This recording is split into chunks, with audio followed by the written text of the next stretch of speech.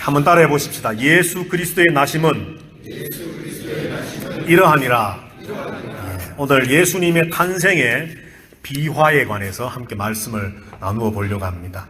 성탄절마다 이 본문의 말씀은 자주 등장하는 본문의 말씀이지요. 그렇지만 오늘 우리가 예수 그리스도의 나심의 그 사건에 담겨져 있는 하나님이 주시는 그 비밀, 사실 이 하나님의 비밀은 공개되어져 있으면서도 눈이 있는 자는 볼 수 있고 귀가 있는 자는 들을 수 있는 공개된 비밀이거든요. 하나님이 계시는. 오늘 본문의 성경에 분명히 말씀이 기록되어 있습니다만 이 말씀에 기록되어 있는 예수 그리스도의 나심에 관한 우리에게 주시고자 하는 하나님의 그 메시지를 우리가 다시 한번 깨달으면서 2017년 성탄에 다시 한번 주님의 이 성탄을 더 깊이 감사하고 또 축하하고 즐거워할 수 있는 우리 모든 성도들이 되시기를 주님의 이름으로 축복합니다. 자, 예수 그리스도의 나심 첫 번째 출발점은 오늘 본문의 말씀에 있는 것처럼 18절 마지막에 있는 것처럼 성령으로 잉태된 것이 나타났다라고 말씀을 합니다. 성령으로 잉태된 것이 나타났다. 예수 그리스도의 나심의 첫 발걸음은 성령으로 된 것입니다. 믿으십니까, 여러분? 예. 세상 많은 사람들이 예수 그리스도의 이 동정녀 탄생, 다시 말해서 성령으로 잉태된 것을 믿지 못합니다. 어떻게 여자가 혼자 아이를 낳을 수 있단 말인가? 뭐 조금 배웠다 그러면, 과학적인 지식이 있다 그러면 이건 있을 수 없는 일이야 라고 부정들을 하고 부인들을 합니다. 그러나 성경은 우리에게 분명히 말씀하시기를 성령으로 예수 그리스도가 마리아의 몸에 잉태되었고, 그리고 그 처녀인 마리아에게서 예수 그리스도가 육신이 되어서 사람이 되어서 태어나셨다라고 분명히 말씀하고 선포하고 있는 것이죠. 그러면 예수 그리스도의 나심이 성령으로 되었다면 도대체 왜 하나님께서는 수많은 다른 방법들, 더 놀라운 기적, 더 놀라운 신기한 방법으로도 예수 그리스도를 이 땅에 보내실 수 있음에도 불구하고 왜 하필이면 성령 하나님의 역사를 통해 처녀 마리아의 몸에 예수 그리스도가 잉태되어져서 태어나게 하셨을까를 우리가 한번 생각을 해보려고 합니다. 자, 18절을 읽었지만은 20절 말씀에도 똑같은 말씀이 기록되어 있는데요. 20절 제일 마지막에 보면 그에게 잉태된 자는 성령으로 된 것이라. 그리고 23절 말씀에 보면 표현은 좀 다르지만 보라, 처녀가 잉태하여 아들을 낳을 것이요. 처녀가 잉태하여 아들을 낳을 것이다. 다시 말해 하나님의 성령의 역사를 통해 예수 그리스도가 잉태되고 태어날 것이다 라고 하는 것을 말씀을 합니다. 그러면 왜 하나님께서는 성령으로 예수 그리스도가 잉태되게 하셨을까? 자, 여러분들 고린도전서 15장을 보면 부활에 관해서 말씀을 합니다. 부활. 그런데 예수 그리스도의 부활을 뭐라고 바울이 표현을 했느냐 하면 우리 모든 믿는 자들의 부활에 뭐라 그랬습니까? 첫 열매라 그랬죠. 그죠? 고린도전서 15장 20절 말씀에 보면 예수 그리스도는 잠자는 자들의 첫 열매가 되셨다. 다시 말해 부활의 첫 열매가 되셨다라고 말씀을 합니다. 자, 예수 그리스도가 십자가에 죽으시고 3일 만에 부활하셨습니다. 믿으십니까? 우리 우영이, 다운이 믿습니까? 예. 아직 잘 믿기지 않는 눈치지만 일단 아멘 하고 예. 예수 그리스도가 십자가에 죽으셨고 죽은 지 사흘 만에 부활하셨습니다. 살아나셨어요. 3일 만에. 그런데 그 예수님의 부활이 어떤 일이냐, 무엇이냐? 장차 우리들도, 우리 우영이나 다운이도 장차 예수 그리스도를 잘 믿고 나중에 부활하게 될 첫 번째 열매로, 다시 말해 우리의 부활의 첫 신호탄과 같은 역할로 예수 그리스도가 부활하셨다라고 말씀을 합니다. 그래서 성경은 예수 그리스도의 부활을 우리의 부활의 첫 번째 열매라고 말씀을 하고 있다는 거죠. 자, 그런데 오늘 성경에 보니까 예수 그리스도가 사람이 되셨다고 말씀합니다. 이 옷을 입는 것처럼 사람의 모습을 입고 오신 것이 아니라 완전한 사람이 되셔서 오셨습니다. 그런데 그 사람이 되셔서 오신 것이 성령으로 되어졌다라고 말씀을 하죠. 자, 이 의미를 우리가 알기 위해서 성경을 몇 절 한번 찾아보려고 하는데요. 요한복음 3장 3절부터 5절 다 같이 한번 읽어보십시다. 시작. 예수께서 대답하여 이르시되 진실로 진실로 내게 이르노니 사람이 거듭나지 아니하면 하나님의 나라를 볼 수 없느니라. 니고데모가 이르되 사람이 늙으면 어떻게 날 수 있사옵나이까? 두 번째 모태에 들어갔다가 날 수 있사옵나이까?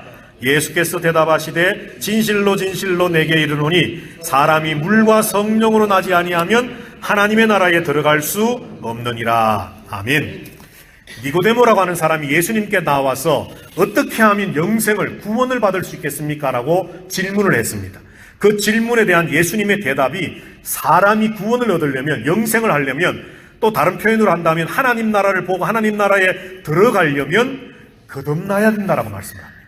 우리 한글 성경에 거듭난다라고 하는 이 말은 영어 성경에는 born again이라고 되어 있지요. 다시 태어난다. 그런데 헬라어 성경은 다시 태어난다, 거듭난다라고 하는 말로 되어 있는 것이 아니라 위로부터 난다라고 되어 있습니다. 위로부터. 그러니까 사람이 한번 엄마 뱃속에서 태어났는데 하나님 나라를 보고 들어가고 구원을 받을 수 있기 위해서는 이 땅의 방법이 아닌 하늘에 하나님으로부터 태어남, 위로부터 생명을 받아 태어나는 위로부터의 태어남이 있어야만 하나님 나라를 볼 수 있고 하나님 나라에 들어갈 수 있다라고 말씀을 하는 거죠. 그런데 5절에서는 예수님이 이렇게 말씀을 합니다. 니고데모가 그 말씀을 이해하지 못하고 아니 내가 늙었는데 어떻게 엄마 뱃속에 들어갔다가 다시 태어날 수 있습니까? 불가능합니다 라고 하니까 예수님의 5절의 대답이 사람이 물과 성령으로 나지 아니하면 하나님 나라에 들어갈 수 없다라고 말씀합니다. 다시 말해 하나님 나라 들어갈 수 있는, 하나님 나라를 볼 수 있는, 구원과 영생을 얻을 수 있는 방법을 거듭남, 위로부터 태어남을 말씀하셨다가 두 번째로는 그것이 곧 물과 성령으로 나는 것이라고 말씀을 했다는 것이죠. 위로부터 생명을 받아 다시 나는 것이 곧 이꼴 성령으로 나는 것입니다. 이 과정이 있어야만 우리는 하나님 나라를 볼 수 있는 겁니다. 구원받을 수 있습니다. 그런데 여러분, 예수님의 탄생이 무엇으로 되었다고요? 성령으로 되었다고 그랬죠. 예수 그리스도가 이 땅에 처음 오실 때에, 인간이 되어서 오실 때에, 우리의 구원자로 오실 때에 하나님께서, 하나님이 우리가 상상치 못하는 놀라운 많은 방법들, 더 신비롭고 더 신기한 기적의 방법으로 오실 수 있지만 왜 굳이 하나님께서 예수 그리스도를 성령 하나님의 역사를 통해 마리아의 몸에 잉태되게 하시고 예수 그리스도가 인간이 되어 이 땅에 태어나게 하셨을까?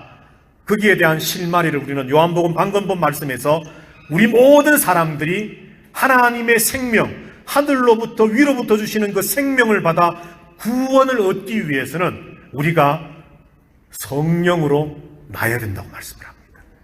예수 그리스도가 육신으로 날 때에 성령으로 나셨던 것처럼 그 성령으로 나신 예수 그리스도가 우리의 구원을 이루시는 자로 이 땅에 오셨던 그 일처럼 그 구원에 참여한 모든 사람들의 하나님의 구원 나라에 들어가기 위한 유일한 방법은 거듭남, born again, 위로부터 생명을 허락받음, 다시 말해 성령으로 나야 된다고 말씀합니다. 자, 오늘 성경을 한 절만 더 찾아볼까요? 로마서 8장 23절 찾으셨으면 다 같이 읽겠습니다. 시작. 그뿐 아니라 또한 우리 곧 성령의 처음 익은 열매를 받은 우리까지도 속으로 탄식하여 양자될 것 곧 우리 몸의 속량을 기다리느니라. 아멘. 이 로마서 8장 말씀은 성령의 생명의 법에 의해서 성도들의 구원이 어떻게 이루어져 가는가를 우리에게 설명해 주시는 말씀입니다.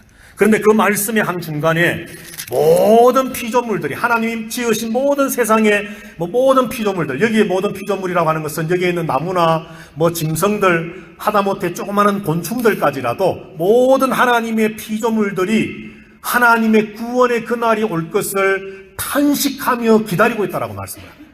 그런데 우리들도, 예수 그리스도를 믿는 우리들도 그 구원의 완성의 날을 기다리고 있는데 23절 우리가 방금 읽은 말씀해 보니까 그뿐 아니라 또한 우리 예수 그리스도를 믿는 우리, 곧 우리를 뭐라고 설명했느냐 하면 성령의 처음 익은 열매를 받은 우리라고 말씀을 합니다. 저와 여러분들은 성령의 처음 익은 열매를 받은 존재들입니다.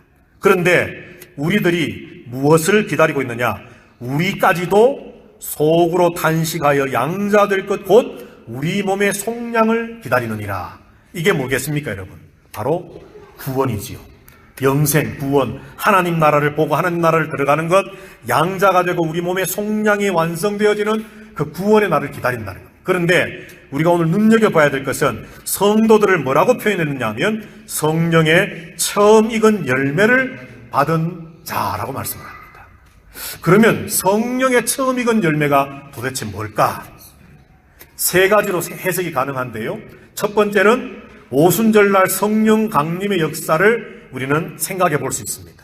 두 번째로는 예수님의 부활을, 십자가 죽으신 이후의 부활의 생명을 우리는 그것으로 이해할 수 있습니다. 해석도 가능합니다. 그러나 로마서 전체 말씀과 8장, 9장, 10장, 11장의 말씀의 문맥을 통해서 볼 때에 성령의 처음 익은 열매가 무엇인가 할 때에 제일 정확한 해답은 바로 예수 그리스도입니다.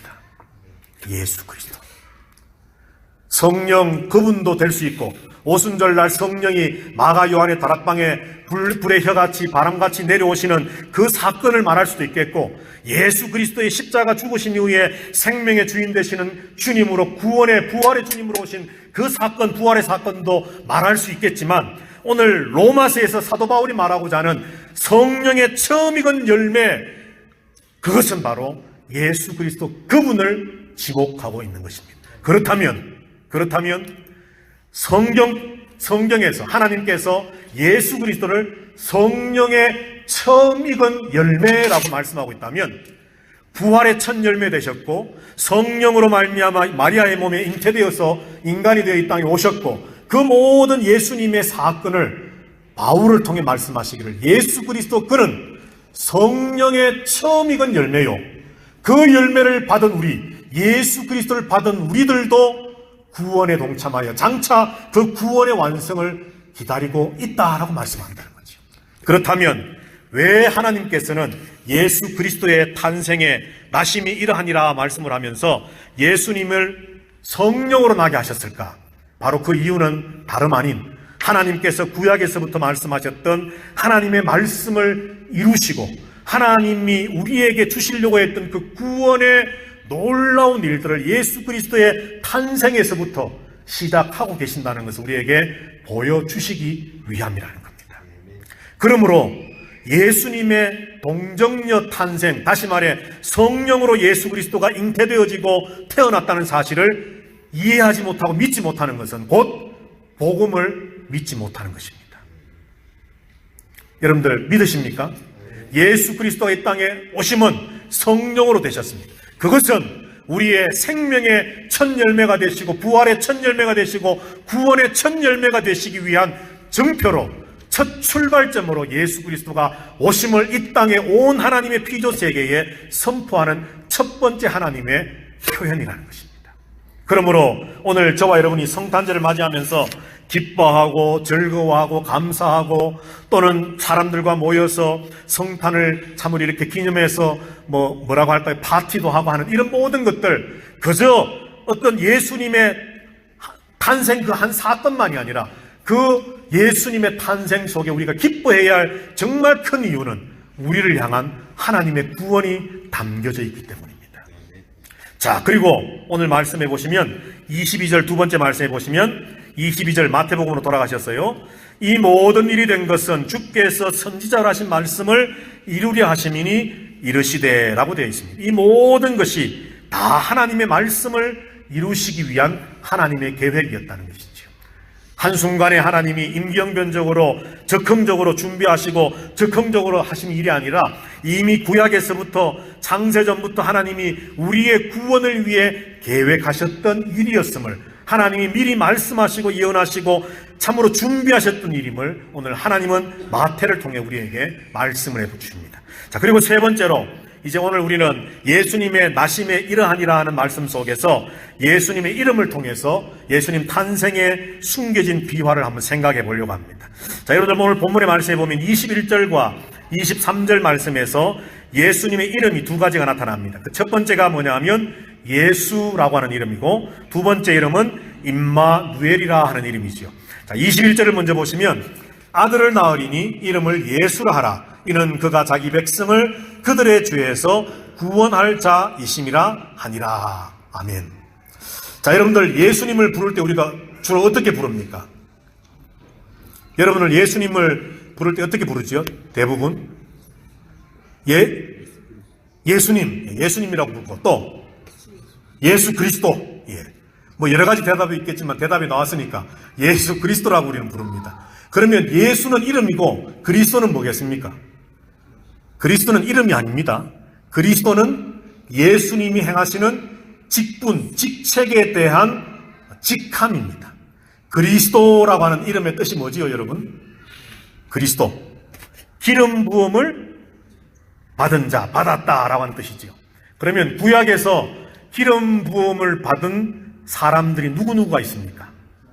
왕, 제사장, 선지자. 자, 여러분들 왕과 선지자와 제사장이 기름 부음을 받습니다. 구약의 성경을 보면 왕을 세울 때마다 기름을 부어서 왕으로 세웁니다.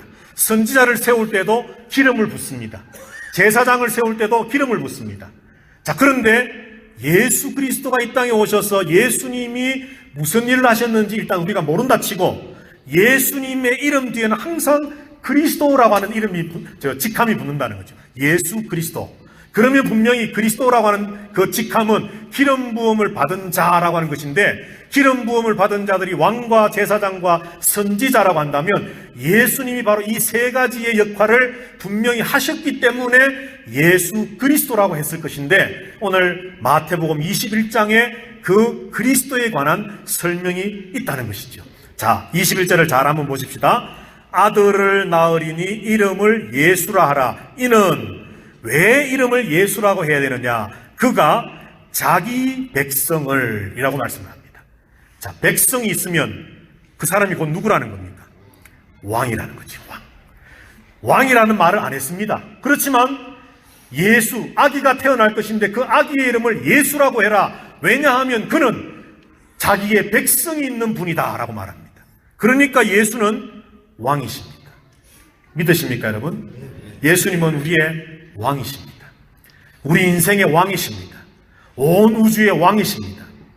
오늘 성탄 감사 축하 예배에 우리의 찬양과 우리의 율동과 우리 청소년부들이 준비한 드라마와 이런 모든 것을 통해서 우리가 표현하고 고백하고 나타내야 될 것은 주님은 우리의 왕이십니다. 이것이 고백되어지게 되기를 주님의 이름으로 축복합니다. 두 번째가, 잘 보십시오. 마태는 또 이렇게 설명합니다. 그가 자기 백성을 그들의 죄에서. 구약 성경에서 이스라엘 백성들의 죄를 지적하고 죄에 대해서 경고하고 죄에 대해서 하나님의 심판을 선포하는 사람 누구였습니까? 선지자였지요. 선지자.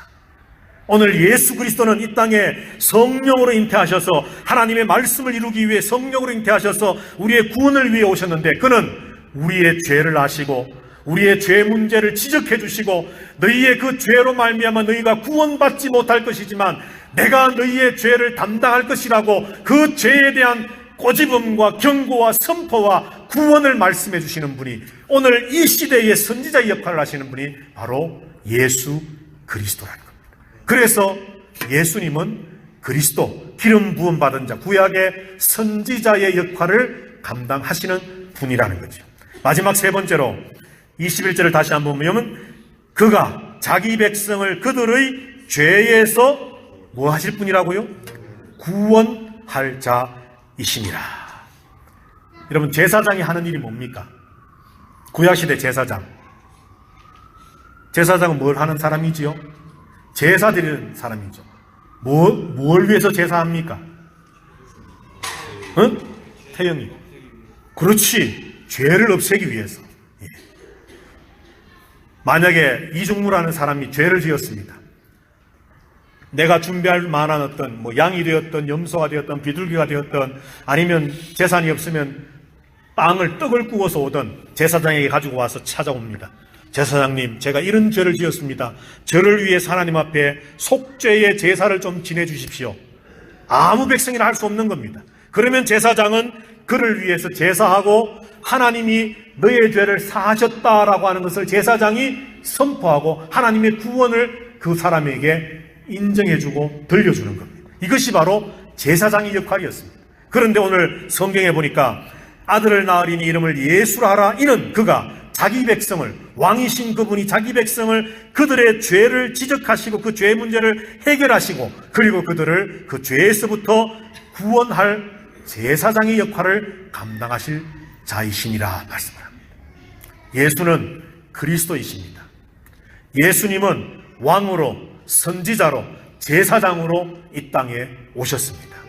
오늘 우리가 기뻐해야 할 이유는, 주님의 성탄을 즐거워해야 할 이유는, 주님이 탄생하신 이날을 축하해야 할 이유는 바로 주님이 우리의 왕으로 오셨고 우리의 죄 문제를 해결하셔서 우리를 구원하실 구원자로 오셨기 때문에 우리는 이날 기뻐하고 즐거워하고 감사하고 축하하고 하나님께 영광을 돌리는 것입니다. 2017년 성탄절을 맞이한 우리 아름다운 교회 모든 성도들이 바로 예수 그리스도의 나심이 이러하니라 하는 이 말씀 속에 담겨져 있는 주님의 탄생의 비화 속에서의 이 메시지를 발견하고 그저 세상 사람들이 기뻐하고 즐거워하니까 세상 사람들은 성탄의 의미를 알지 못한 채 그냥 캐롤을 부르고 즐거워하고 하지만 오늘 이 시간 모여 예배하는 저와 여러분들만큼은 하나님이 우리의 구원을 위해 성령으로 처음 난 열매로 예수 그리스도를 이 땅에 우리에게 보내주셨고 그래서 그가 왕으로 선지자로 제사장으로서의 사역을 감당하심으로 우리의 구원을 이루시기 위한 첫 날이 바로 그가 인간이 되어 이 땅에 오신 바로 이 성탄의 날이다 하는 것을 깨닫고 그 성탄의 의미 속에서 기쁨과 감사가 넘치는 저와 여러분들 되시기를 주님의 이름으로 축복합니다. 이제 마지막으로, 진짜 마지막으로 요셉과 마리아를 한번 생각해 보려고 합니다. 예수님의 나심이 의미가 이러하다면 오늘 등장하는 두 인물이지요. 요셉과 마리아입니다. 하나님은 요셉과 마리아를 분명히 기록을 하셨습니다. 자, 여러분들 마태복음부터 먼저 한번 말씀을 한번 보실까요? 마태복음 19절 말씀을 보시면 그의 남편 요셉은 의로운 사람이라 그를 드러내지 아니하고 가만히 끊고자 하여 24절 5절입니다. 요셉이 잠에서 깨어 일어나 주의 사자의 분부대로 행하여 그의 아내를 데려왔으나 아들을 낳기까지 동침하지 아니하더니 마음에 이름을 예수라 하니라. 아멘. 2000년 전에 예수님이 태어나실 그때 시대에 저 팔레스타인 지방, 거기도 동양 문화권이거든요. 그때의 약혼이라고 하는 것은 결혼한 것과 거의 99.999% 같은 것입니다. 그런데 약혼한 남자와 여자가 결혼하기 전에 절대 동침은 할 수 없습니다. 같이 잘 수 없다는 겁니다. 결혼식을 딱 올린 다음에야 비로소 같이 이제 동침을 하고 부부가 되는 겁니다. 그러나 약혼한 그것으로 이미 두 사람과 두 가정은 부부의 모든 것이 다 약속되어진 겁니다. 그런데 오늘 본문에 우리가 본 것처럼 마리아가 약혼은 했지만 결혼하기 전에 이미 아이를 임신해버리고 말았습니다. 요셉은 그것을 가만히 끊고자 했습니다. 다른 사람들이 알지 못하게 하려고 그냥 없던 일처럼 가만히 마리아도 다치지 않고 그 누구도 다치기를 원하지 않았기 때문에 가만히 그냥 듣고자 했습니다. 그러나 하나님이 보내신 천사의 말씀대로 그는 마리아 데려오기를 두려워하지 아니하고 마리아를 오늘 24절에 있는 것처럼 주의 사자의 분부대로 행하여 그의 천사가 들려준 말씀대로 행하여 아내 마리아를 데려왔고 결혼하지 않았지만 아내라고 했지 않습니까? 데려왔고 아들을 낳기까지 동침하지 않았다라고 말씀을 합니다. 오늘 예수님의 탄생의 말씀 속에서 요셉이 등장하게 된 가장 큰 이유, 우리에게 하나님이 주시고자 하는 메시지는 요셉은 순종의 사람이었다는 것을 보여주기를 원합니다. 순종. 사람으로 감당할 수 없는 일이었습니다. 그때 당시에. 이것이 드러나기만 하면 요셉도 피해를 볼 수 있고 마리아는 당장에 사람들에 의해서 돌팔매질을 당해서 죽임을 당해야 할 그런 상황입니다. 정말 어렵고 힘든 일들이 벌어질 상황입니다. 그럼에도 불구하고 하나님이 보내신 천사의 말에 그는 순종하여서 하나님의 말씀대로 이루어지기를 그는 잠잠히 기다렸다는 것이죠. 성탄절을 맞이한 우리 아름다운 교회 성도 여러분들, 성탄에 대한 구원에 관한 기쁨과 즐거움과 감사와 함께 오늘 저와 여러분에게 있어야 할 결단이 한 가지 있습니다. 하나님의 말씀에 순종하는 성도가 되겠다 하는 것입니다. 우리 한번 같이 고백해 보십시다. 나는 성탄을 맞이해서 더욱더 순종의 사람 되겠습니다. 그렇게 하시겠습니까? 아멘. 자, 마리아를 한번 보실까요? 조금 뒤편으로 가셔서 이제 마지막으로 누가복음만 한 절 보고 마치겠습니다. 누가복음 1장 34절부터입니다. 마리아가 천사에게 말하되 나는 남자를 알지 못하니 어찌 이 일이 있으리이까? 천사가 대답하여 이르되 성령이 내게 임하시고 지극히 높으신 이의 능력이 너를 덮으시리니 이러므로 나실 바 거룩한 이는 하나님의 아들이라 일컬어지리라. 보라, 내 친족 엘리사벳도 늙어서 아들을 배었느니라. 본래 임신하지 못한다고 알려진 이가 이미 6달이 되었나니 대저 하나님의 모든 말씀은 능하지 못하심이 없느니라. 마리아가 이르되 주의 여종이오니 말씀대로 내게 이루어지이다 하며 천사가 떠나가니라. 아멘. 요셉이 순종의 사람으로 예수님의 탄생의 이야기 말씀 속에 나타난 등장 인물이었다라고 한다면 또 한 사람의 주인공 마리아는 어떤 역할을 우리에게 한다고 여러분들 보십니까? 마리아의 고백이 뭡니까, 여러분? 35절에 38절에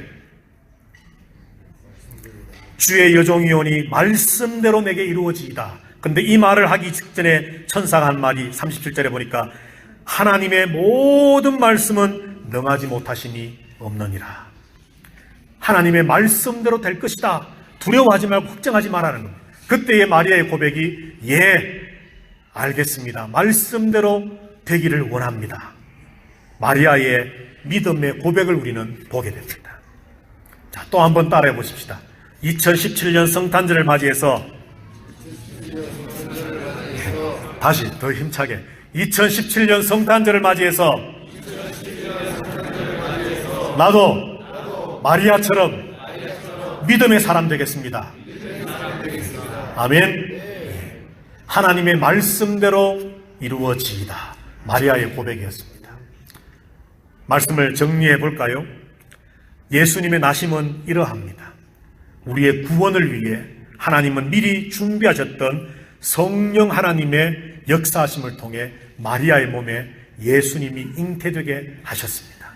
그 예수님의 성령으로 잉태됨은 다름 아닌 우리의 생명 구원의 첫 열매 되게 하심이었습니다. 마치 예수님의 부활이 우리의 첫 부활의 첫 열매 되신 것처럼 예수님의 잉태와 출생도 우리의 구원의 첫 열매 되게 하시기 위함이었습니다. 이 모든 것이 바로 우리의 구원을 위하죠. 그래서 우리는 성탄절을 기뻐합니다. 예수 그리스도는 왕으로 선지자로 제사장으로 우리의 구원을 이루기 위해 이 땅에 오셨습니다. 그러므로 우리는 이 성탄절날 기뻐하고 즐거워하는 겁니다. 그러므로 우리가 보여야 할 반응이 뭘까요? 순종과 믿음으로 우리에게 주어진 하루하루의 삶을 살아감으로 오늘 성탄절 12월 25일 이날만 주님의 성탄을 기뻐하고 즐거워하는 것이 아니라 예수 그리스도의 이름 임마누엘, 내가 너와 함께함이니라, 하나님이 너와 함께함이니라 하는 말씀을 주시면서 마태복음 28장 20절에서는 세상 끝날까지 내가 너희와 항상 함께 있을 것이라 말씀하신 것처럼 우리가 성탄절날 하루만 주님의 구원과 나심에 대한 기쁨을 표현할 것이 아니라 1년 52주, 1년 365일 매 순간순간 왕으로 오신, 선지자로 오신, 제사장으로 오신, 우리의 구원을 이루기 위해 오신 예수의 탄생, 예수님이 이 땅에 인간이 되어 오신 그 사실을 기뻐하고 즐거워하고 감사하고 축하하고 순종과 믿음으로 한 걸음 한 걸음 나아가는 승리하는 저와 여러분들 모두가 되시기를 주님의 이름으로 축복합니다.